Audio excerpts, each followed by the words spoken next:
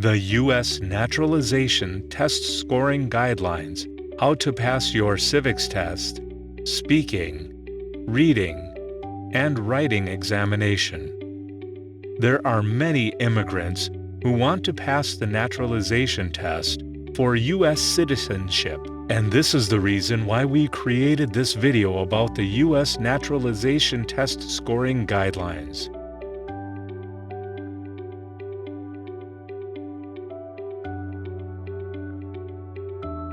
We based our educational video from the Section 312 of the Immigration and Nationality Act INA, which provides that most applicants for naturalization demonstrates an understanding of the English language, including an ability to read, write, and speak words in ordinary usage in the English language, as well as a knowledge of the U.S. government and history, also known as the Civics Test.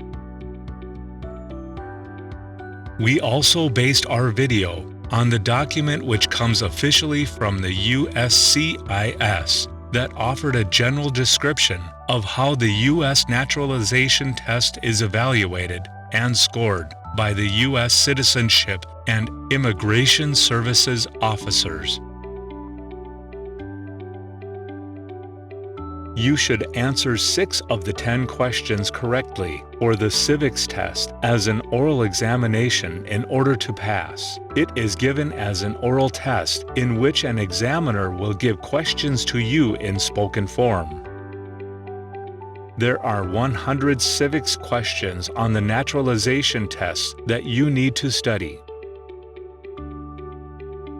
During the naturalization interview, you will be asked up to 10 questions from the list of 100 questions. The immigration officer will ask the questions aloud, and you should answer it through a verbal response.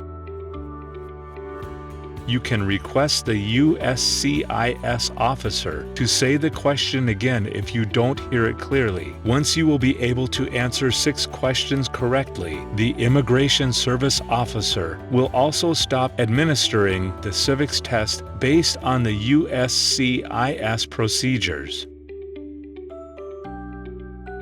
So how is the civics test portion scored? You will pass the civics test if you will be able to provide a correct answer or an alternative phrasing of the correct answer. For alternative phrasing of the correct answer, there are many words or phrases that can be used to offer a better explanation, which will be accepted by the USCIS officer so that you can still pass the test. It is true that the USCIS knows that there could be additional correct answers to the 100 civics questions, but applicants are still encouraged to respond to the civics questions using the answers provided in the book that you will receive for free after your biometrics appointment, entitled Learn About the United States, Quick Civics Lessons for the New Naturalization Test. You can also check out our educational videos since we make them easier for you to pass the civics test. During your naturalization test, some answers may change due to appointments of officials or election. Therefore, it is highly recommended that when you study for this important test, make sure that you know the most current answers to those questions. Check the name of the official who is serving at the time of your eligibility interview with the USCIS. The Immigration Service officer will not accept an incorrect answer. You will fail the civics test if you will provide an incorrect answer or fail to respond back to the immigration officer. The good news is, if you fail the civics test or English literacy exam during your first examination, you will be rescheduled to appear for a second opportunity to take the test. If you fail for the second opportunity test, your citizenship will be denied and you will have to reapply in order to become a U.S. citizen. The USCIS officer will give you a notice of results known as the Form N-652 at the end of the naturalization interview that shall inform you if you passed or failed your U.S. citizenship interview and tests. It is necessary for you to pass the speaking portion of the test. Your verbal skills are determined by your answers to questions normally asked by the immigration officer during the naturalization eligibility interview.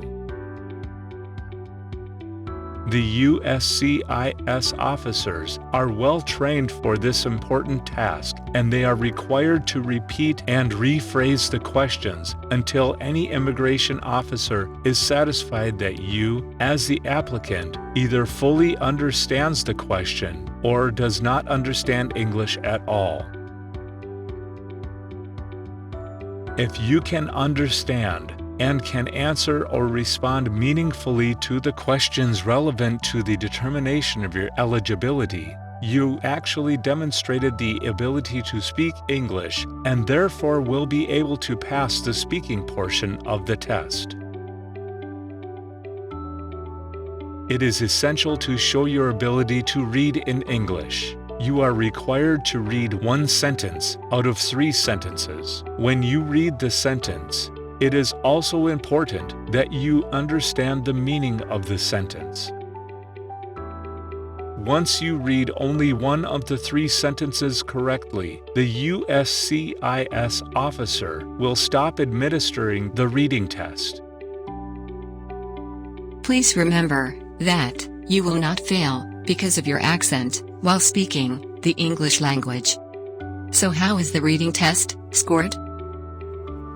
You will pass the reading test if you can read one sentence without extended pauses. You can still pass the reading examination if you can read all the content words but may omit short words that do not interfere with the meaning. You can also pass the reading exam even if you make pronunciation and intonation errors that do not interfere with the meaning. Do not interfere with the meaning means that it does not change the meaning of your answers.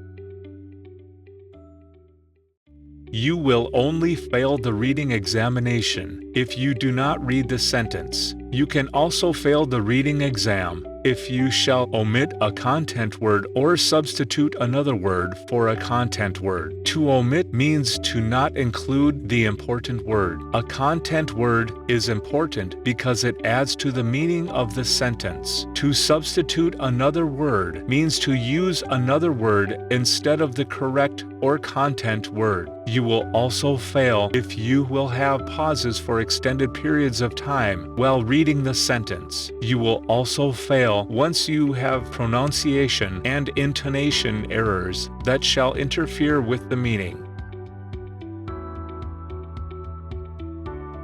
So, how is the writing exam scored? You need to write one correct sentence to show the ability to write in English in a manner that would be understandable as a written form to the USCIS officer.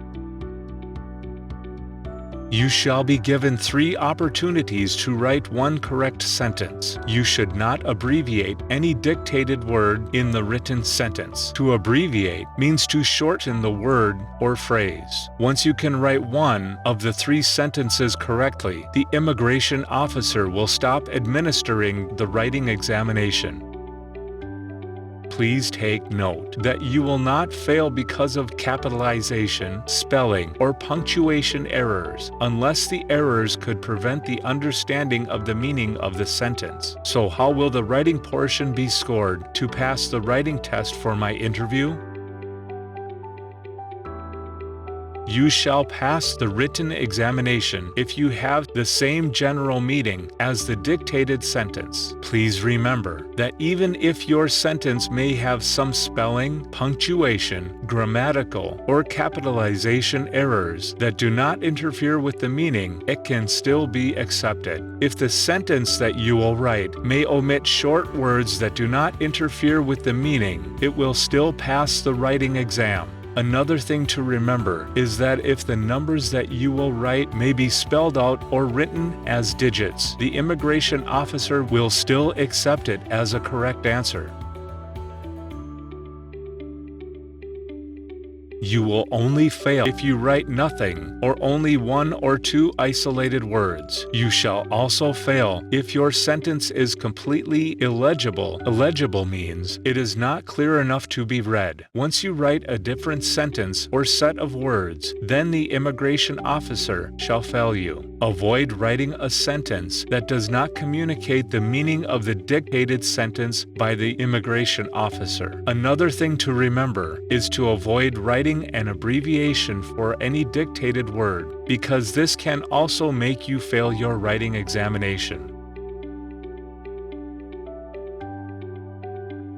There are exceptions for the English language requirement, and it may be waived or removed for you, who, on the date of filing the application for naturalization, Form N-400, was over 50 years old and has been a permanent resident for at least 20 years, or was over 55 years old, and has been a permanent resident for at least 15 years.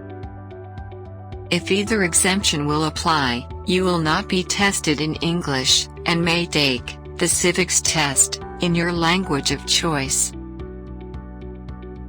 If you are over 65 years old on the date of filing the application and have been a permanent resident for 20 years, you shall not be tested in English and qualify to take a simpler version of the Civics Test in your language of choice.